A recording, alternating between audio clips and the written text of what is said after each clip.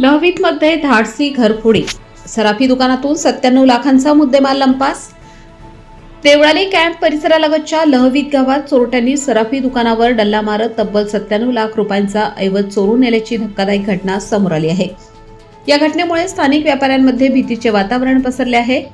माळवाडी येथील संतोष रत्नाकर कुलथे वय 47 वर्ष यांच्या सारिका ज्वेलर्स या दुकानाचे रविवारी दिनांक 29 मार्च रोजी रात्री नेहमीप्रमाणे बंद करण्यात आले होते.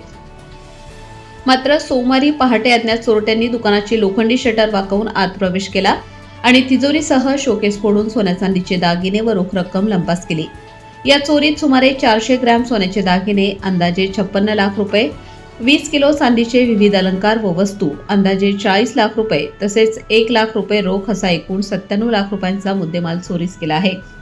घटनेची माहिती मिळताच देवळाली कॅम्प पोलिसांनी घटनास्थळी धाव घेत फॉरेन्सिक पथक, फिंगरप्रिंट तज्ज्ञ व श्वान पथकाच्या मदतीने तपास सुरू केला.